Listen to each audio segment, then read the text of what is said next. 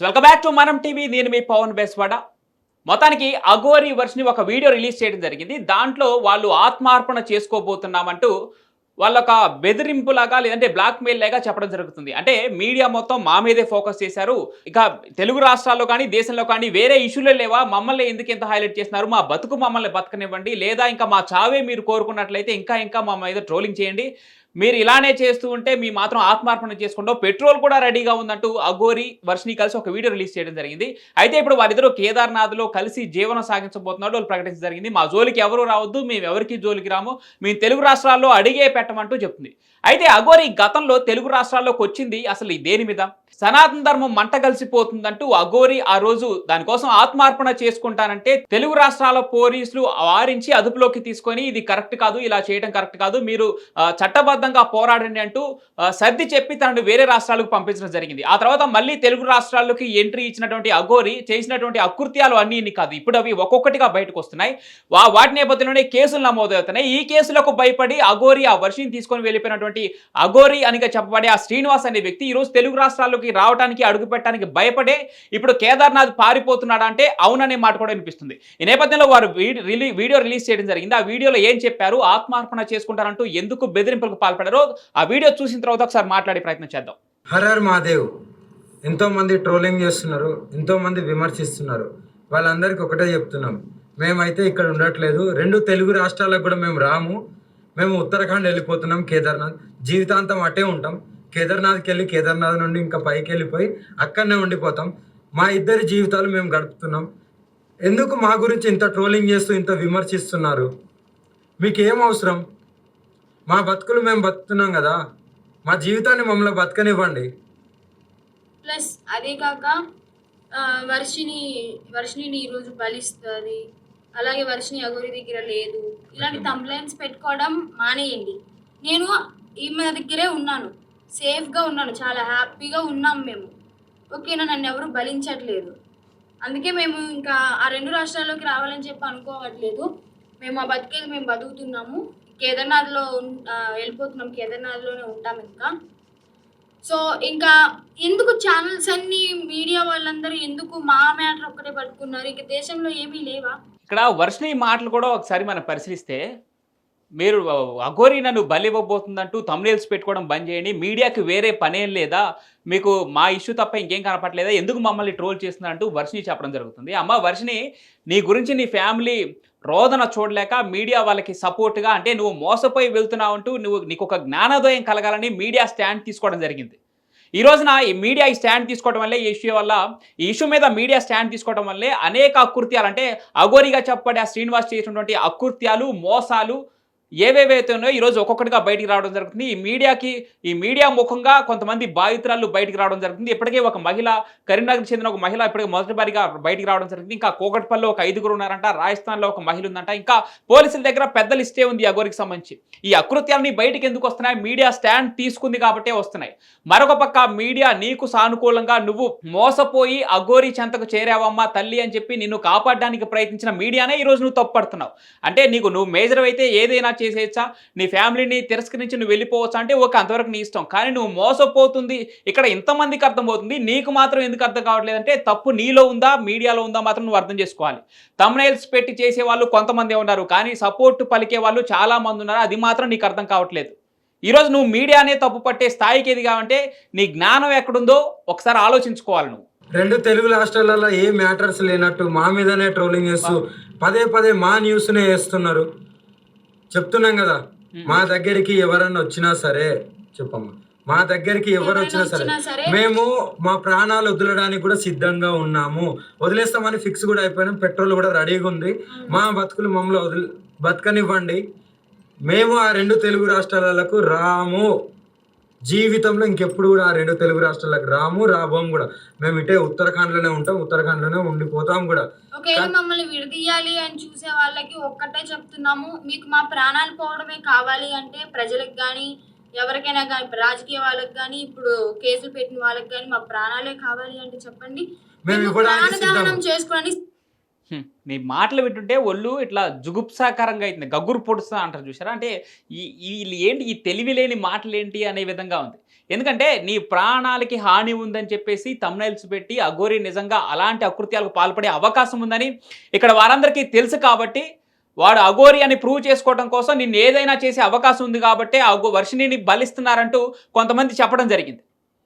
ఈరోజు అది చెప్పడం వల్లనే నువ్వు ఇంకా ప్రాణాలతో బతికున్నావు అని చెప్పి మేము నమ్ముతున్నాం. నువ్వేమో బలిస్తున్నారు, నేను మాతో సేఫ్‌గా ఉన్నా, మేము హ్యాపీగా ఉన్నాం, మా లైఫ్‌లోకి రావద్దని చెప్పేసి నువ్వు చెప్తున్నావు. నీ ప్రాణాలను కాపాడే ప్రయత్నం మీడియా చేస్తా ఉంది.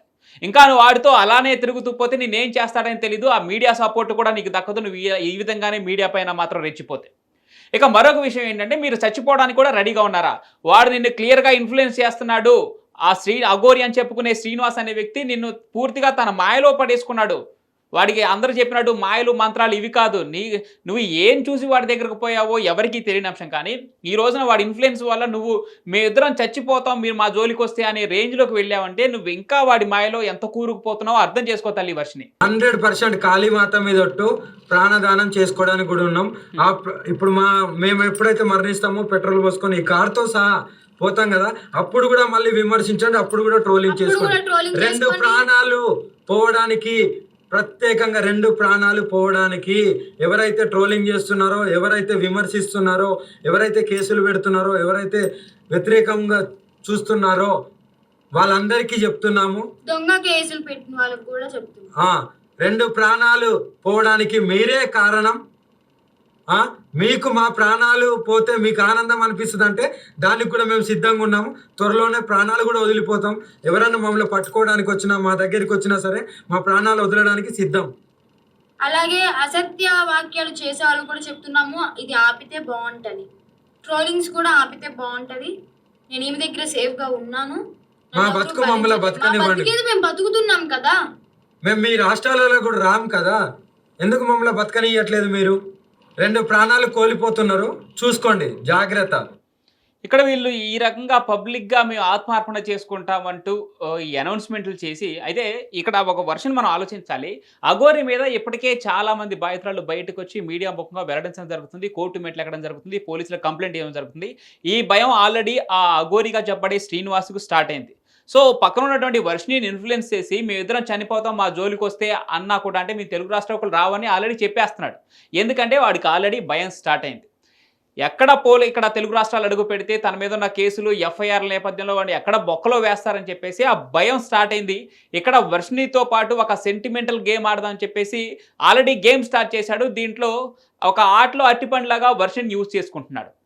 ఎలా అంటే వర్షిణితో సెంటిమెంట్ డైలాగులు కొట్టిస్తే మీరు మా దగ్గరకు వస్తే మీరు నిజంగానే చచ్చిపోతాం, ఈ రకంగా ఆ అమ్మాయికి ప్రాణహాని ఉందంటే నిజంగానే ఆత్మహత్య చేసుకుంటుందేమో, వీడిని వదిలిపెడితే అయిపోద్దనే ఒక ఉద్దేశంలో పోలీసులు ఉంటారేమో అనే ఒక ఉద్దేశంతో ఈ వీడియో అంటే లోపల ఉన్న భయంతో ఈ వీడియో తనతో చేపిస్తున్నాడు. పక్కనే ఉన్న వర్షిణికి చెప్పమ్మా వర్షిణి అని చెప్పేసి ఒక మాట అంటున్నాడు కదా, ఇది ఖచ్చితంగా ఆ వెన్నులో వణుకు పుట్టే ఎక్కడ నన్ను జైల్లో వేస్తారో, నేను చేసిన పనులకి చేసిన మోసాలకి ఎంతమంది మహిళలతో జీవితాలతో ఆడుకున్నది అన్నీ బయటకు వచ్చాయి. కాబట్టి ఈ రోజున వీళ్ళు ఎంతగానో మీడియా ఇంత పుష్ చేస్తుంది పోలీసుని మమ్మల్ని అరెస్ట్ చేయడానికి అని చెప్పేసి అఘోరికి భయం స్టార్ట్ అయింది. ఇది క్లియర్గా మనకు అర్థమవుతుంది. తనని వాడుకొని ఆటలో అట్టిపండ్లాగా వర్షిణిని వాడుకొని ఈ మోసాల నుంచి ఈ కేసుల నుంచి ఎస్కేప్ అయిదాం అనే ప్లాన్ అనేది క్లియర్ కట్గా తెలుస్తుంది.